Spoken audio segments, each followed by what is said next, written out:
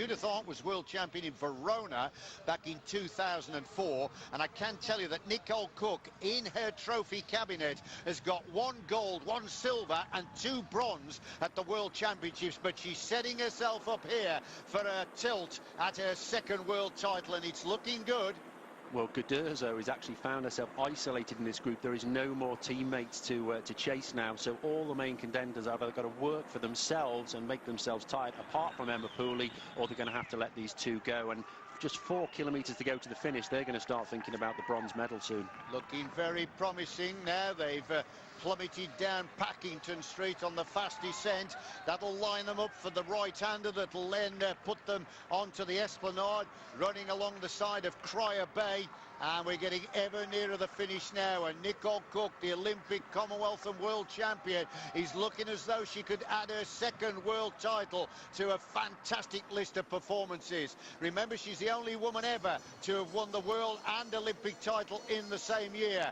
And now at the moment she's looking as though she's going to join one of those exclusive clubs by winning 2 rainbow jerseys on the right. That's Pooley. Pooley's sitting in the wheel of Voss, who's getting no assistance at all, and Johansson is there also. Well, so Voss has missed the move as Witten comes through. 11 seconds the advantage. It's a nail-biting advantage, but it could prove to be very profitable. Cobertura, the defending world champion, has got no allies there as well. She's in the wheels and looks as though she's going to have to sprint it out for bronze. Well, it's a very, very classy 2nd group there, but none of them have got anybody to chase on their behalf. They've all got to do it for themselves, and the people that they're most worried about are right around them. So it's a very, very difficult decision, and less than 3 kilometres to go. They know if they work hard, well, they could forfeit any medal at all. So that hesitation is really going to help this duo.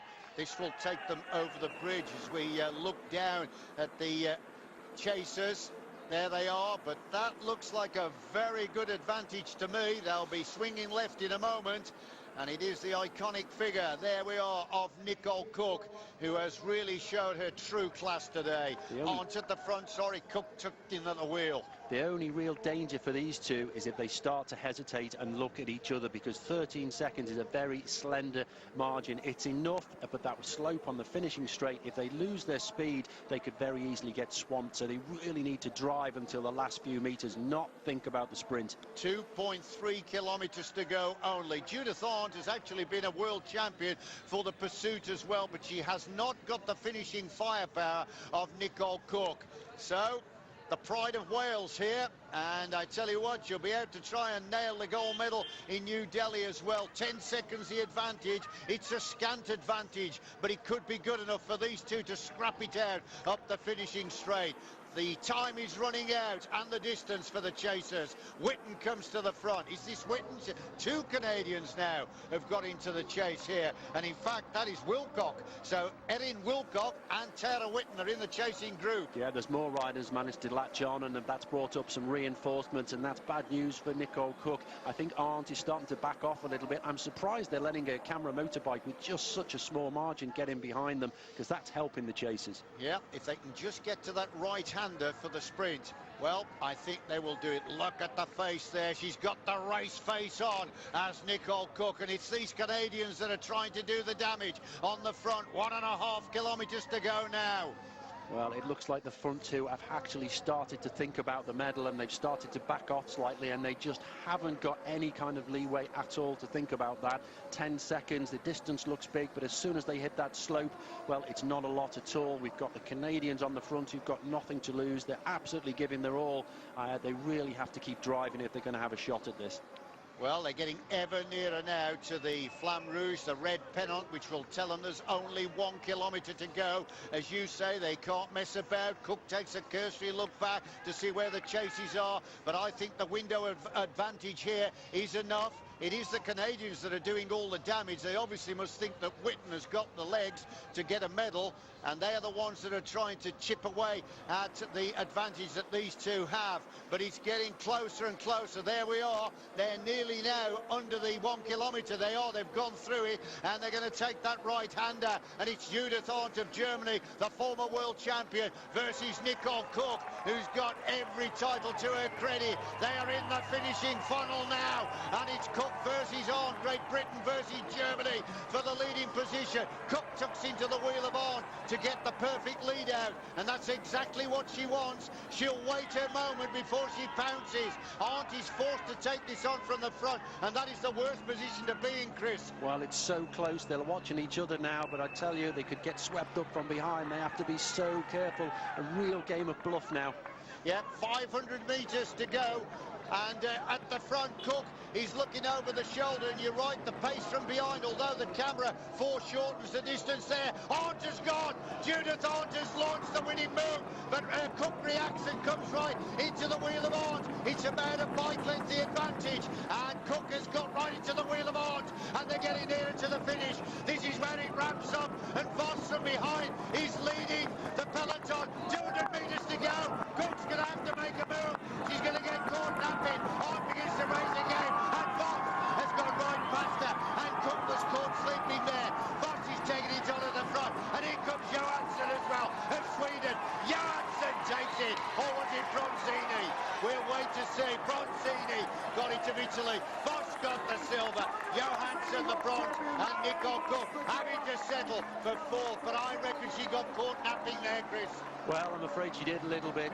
She was looking at Arndt and focused and didn't once look back, and she needed to launch an early sprint, and it might have meant she got beaten by Arndt, but she might have salvaged a medal there. So difficult to call, but you had to look in both directions at the same time.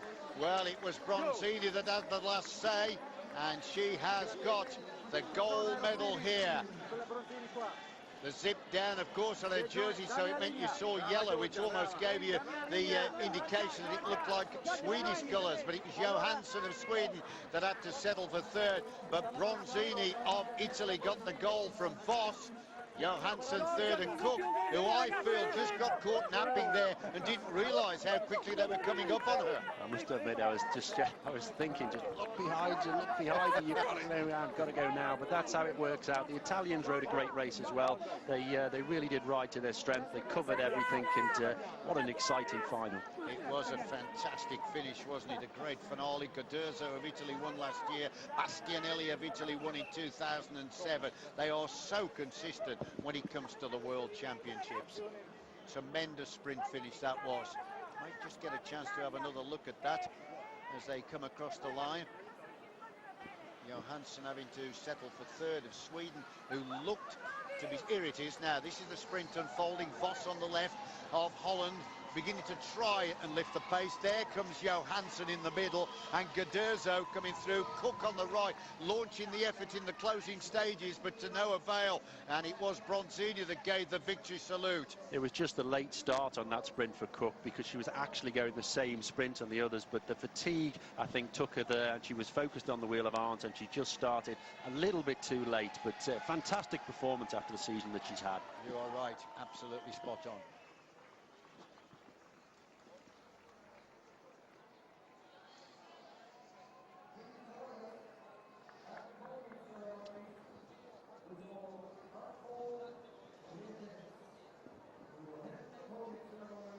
Well, there she is, jubilant in victory. And here's a chance to look at it once again. From that angle, you could see that Guderzo had got it easy. Johansson back in third position. Voss coming over the line second. And Nicole Cook, well, once she realised that the rest were on her, when she reacted, of course, she couldn't get quite back on the pace. If she'd have gone a tad earlier when Arndt led her out, then for sure she would have won that title. There is the official result confirmed. Bronzini of Italy gets gold, Voss gets silver, Johansson the bronze, and Nicole Cook a brilliant fourth place. Rest of the British places for you: Sharon Laws 16th and Lizzie Armitstead 9th.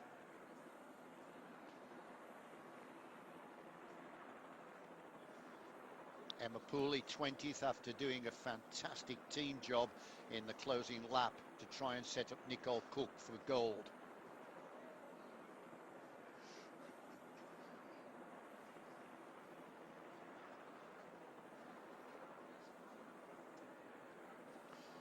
And you can see the rest of the places there. as we go through. We're showing 36, so that underlines for you there's been a lot of retirees today.